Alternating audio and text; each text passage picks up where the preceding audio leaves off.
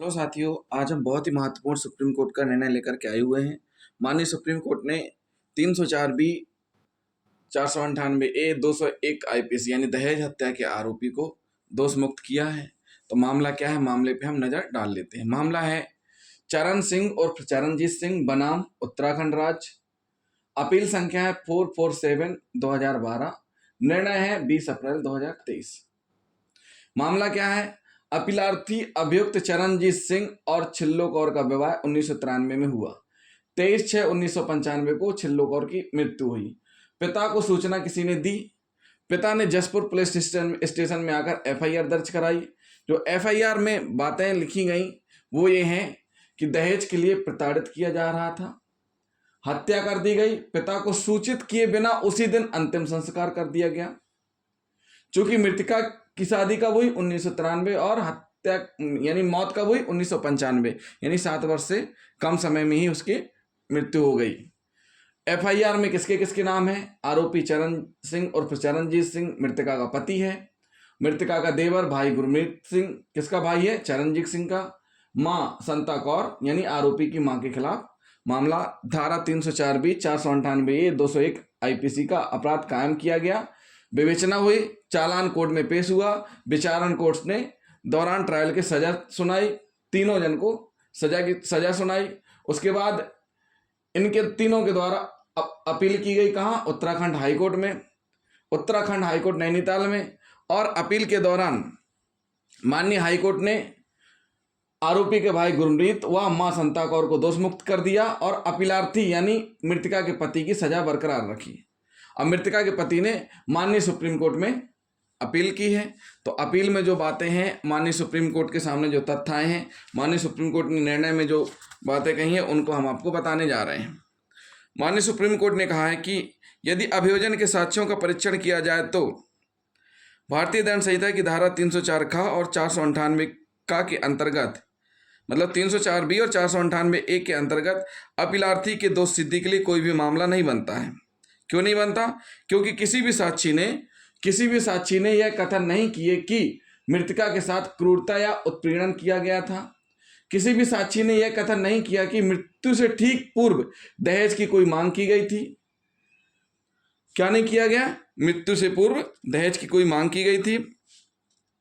पक्षों का विवाह वर्ष 1993 में संपन्न हुआ और मृतका की मृत्यु 22/6/1995 को हुई। यानी पक्षों का विवाह 1993 में हुआ और मृत्यु कब हुई? 22/6/1995 को। मृतका के पिता को सम्मिलित करते हुए उसके परिवार के किसी भी सदस्य ने, यहाँ तक कि मृतका के मामा और नानी जो मृतका के वैवाहिक गृह के मात्र कुछ ही दूरी पर रहते थे, मृत्यु के ठीक पूर्व दहेज की मांग के संबंध में मृतका के उत्पीड़न का कोई आरोप नहीं लगाए थे। जो मृतका के पिता हैं, मृतका के पिता और मृतका के मामा, मृतका की नानी, जो कि मृतका के वैवाहिक गृह के मात्र कुछ ही दूरी पर रहते थे, मृत्यु से ठीक पूर्व दहेज की मांग के संबंध में मृतका के उत्पीड़न का कोई आरोप नहीं लगाए थे। मतलब सीधी सी बात है, कोई भी आरोप नहीं लगाए थे। वास्तव में मृतका की नानी और 2 मामा मृतका के अंतिम संस्कार में शामिल हुए थे।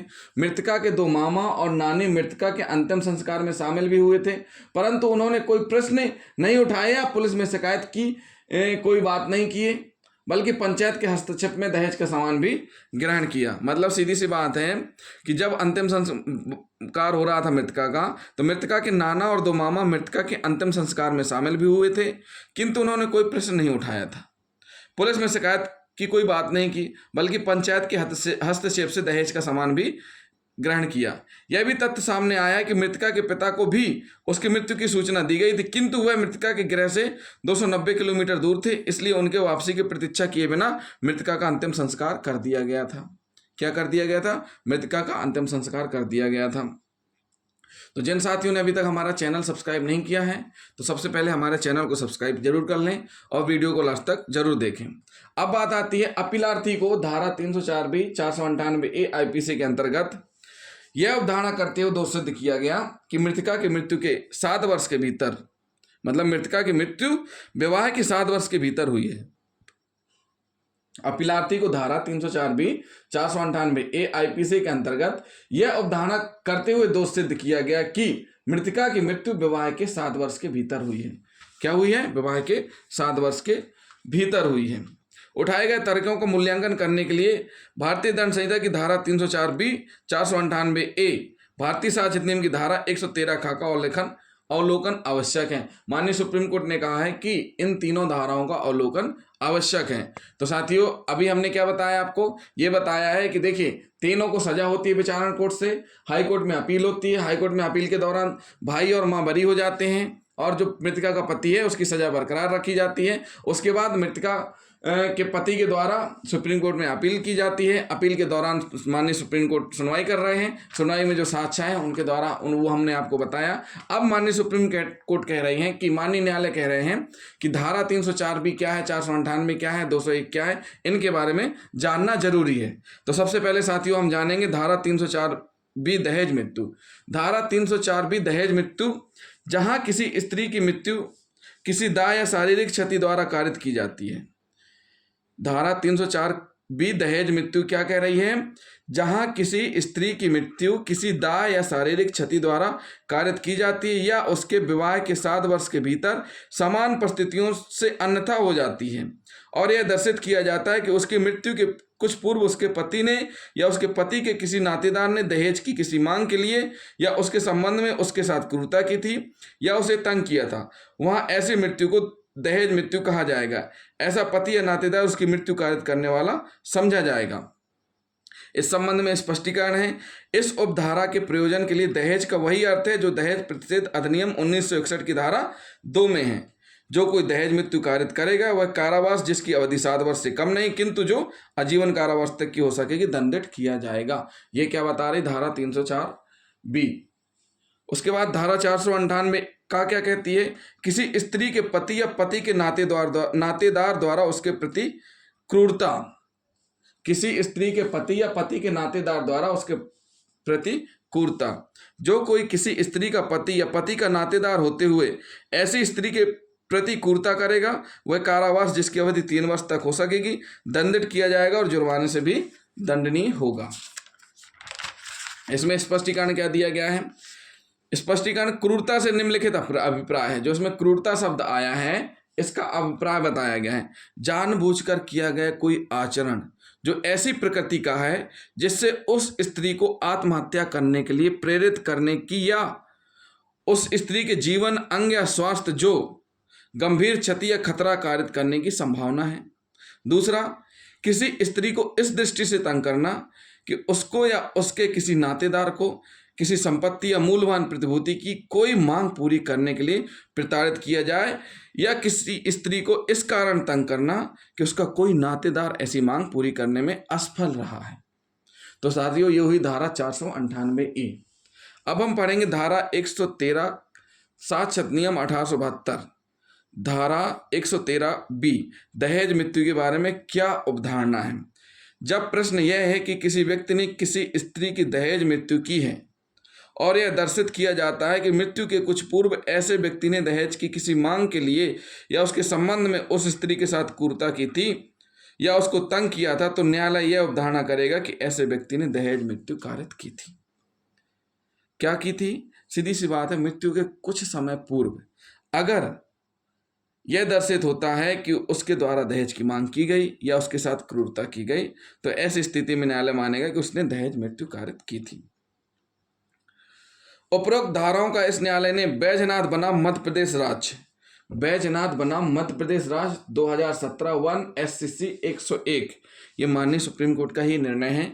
उसके संबंध में निम्न निर्धारण किया गया है। IPC की धारा 304B के अंतर्गत दहेज मृत्यु के अपराध के लिए आवश्यक तत्वों का स्थापित होना अनिवार्य है। क्या है? आवश्यक तत्वों का स्थापित होना अनिवार्य है। कौन कौन से हैं?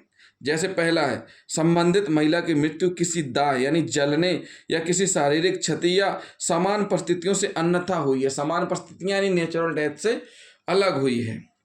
ऐसी मृत्यु विवाह से 7 वर्ष के भीतर हुई हो और मृत्यु से ठीक पूर्व उसके साथ उसके पति या पति के नातेदारों ने दहेज की किसी मांग के लिए उसके संबंध में उसके साथ क्रूरता की थी, उसे तंग किया था।